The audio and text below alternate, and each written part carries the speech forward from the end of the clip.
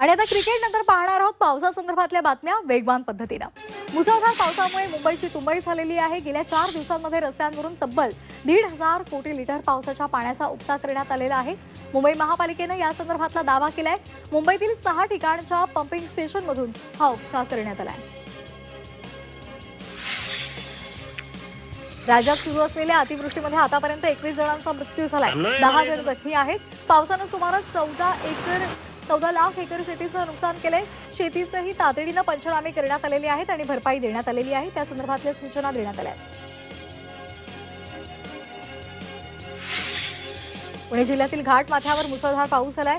मावळ, मुळशी, भीमाशंकर आणि भोर परिसरामध्ये 250 ते 300 मिलीमीटर पाऊस झालाय। पाटबंधारे विभागानं ही आकडेवारी जाहीर केली आहे।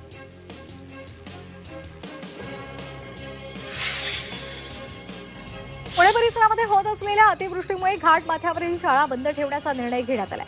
पुणे जिल्हा परिषद शिक्षण विभागानं भोर, वेल्हा, मुळशी, मावळ, जुन्नर, आंबेगाव, खेड या तालुक्यांमधील शाळा बंद ठेवण्याचा निर्णय घेतलेला आहे। खबरदारी म्हणून हा निर्णय घेण्यात आलाय। मावळ तालुक्यामध्ये सुरू असलेल्या मुसळधार पावसामुळे विद्यार्थ्यांच्या सुरक्षिततेचा प्रश्न निर्माण झालेला आहे आणि त्याच दृष्टीनं प्रतिबंधात्मक उपाय आवश्यक आहे। त्यासाठी मावळ आणि मुळशी तालुक्यातील सर्व शाळांना आज सुट्टी देण्यात आली आहे।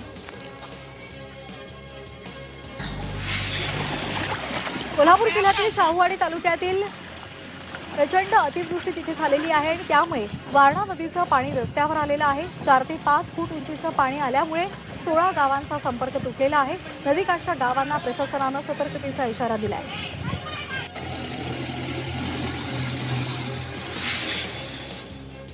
वाशिम परिसरामध्ये संततधार पावसामुळे पाणी पुरवठा करणारा एक बुर्जी प्रकल्प 100% भरलाय आणि त्यामुळे या प्रकल्पालगत असणाऱ्या सांडवा प्रवाहित झालेला होता। त्यामुळे वाशिमकरांचा पाण्याचा प्रश्न मिटलाय।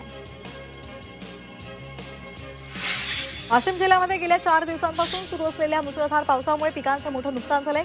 कृषी मंत्री आणि जिल्ह्याचे पालकमंत्री दत्तात्रय भरणे आज वाशिमचा दौरा करणार आहेत।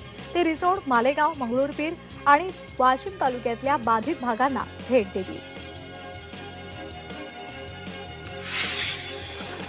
पावसामुळे नांदेड जिल्ह्यामध्ये शेतीचं मोठं नुकसान झालंय। पावसामुळे 2,59,000 हेक्टर क्षेत्राचं मोठ्या प्रमाणात नुकसान झालेलं आहे। पीक वाया गेलंय। या नुकसानामुळे 3,24,234 शेतकरी बाधित झाले।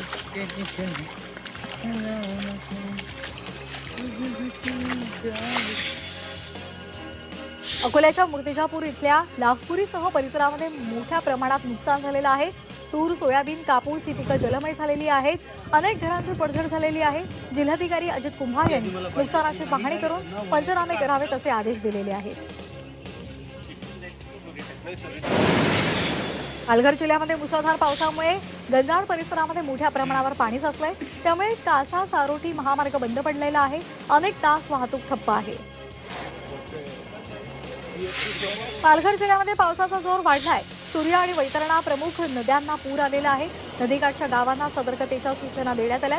तसंच हवामान खात्याच्या अतिवृष्टीच्या इशाऱ्यामुळे शाळा आणि महाविद्यालयांना सुट्टी देण्यात आली आहे।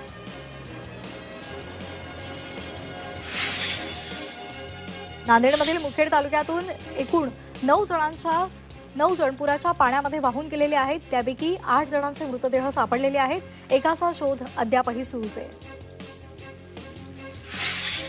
पुणे हवामान विभागानं रायगड, ठाणे, पुणे, सातारा आणि कोल्हापूर या जिल्ह्यांच्या घाट माथा परिसरामध्ये मुसळधार पावसाचा इशारा दिलाय।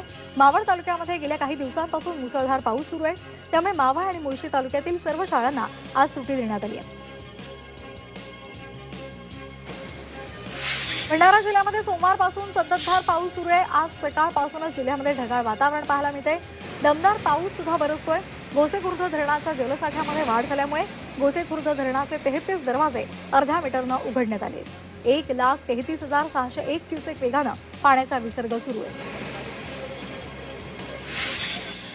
भातसा धरणाच्या पाणलोट क्षेत्रामध्ये मुसळधार पाऊस सुरू आहे। भातसा धरणाच्या पाणीसाठ्यामध्ये मोठी वाढ झाली आहे। धरणाचे स्वयंचलित दरवाजे 1.5 मीटरनं उघडण्यात येणार आहेत। धरणातून पाण्याचा मोठा विसर्ग होण्याची शक्यता आहे।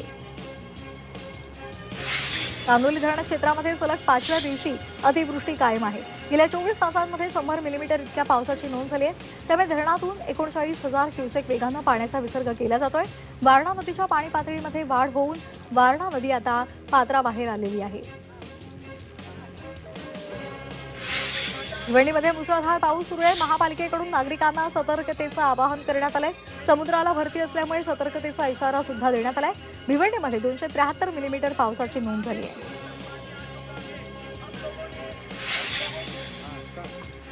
कोल्हापूरच्या पंचगंगा नदीनं इशारा पातळी ओलांडल्यानंतर प्रशासन आता सतर्क झालंय. शहरातील सुतारवाडा आणि जामदार परिसरामध्ये अग्निशमन दलाच्या वतीनं नागरिकांना सतर्क केलं जात आहे. सुतारवाडा हा भाग सखल आहे आणि त्यामुळे इथे मोठ्या प्रमाणात पाणी साचत असतं. त्यामुळे प्रशासनानं लहान मुलांसहित वृद्ध आणि इतरांना महापालिकेनं उभं केलेल्या निवारा केंद्रामध्ये तातडीनं त्यांचं स्थलांतर व्हावं असं आवाहन करण्यात आलंय. समृद्धी महामार्गावर दरड कोसळली आहे. इगतपुरी ते कसारा या दरम्यान ही घटना घडली आहे. डोकरखाड या जवळच्या बोगद्याजवळ दरड कोसळली आहे.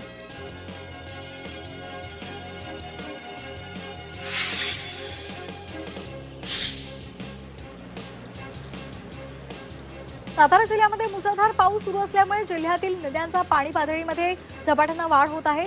धरणामधून पाण्याचा विसर्ग केला जातोय आणि त्यामुळे नद्यांना पूर आलेला आहे.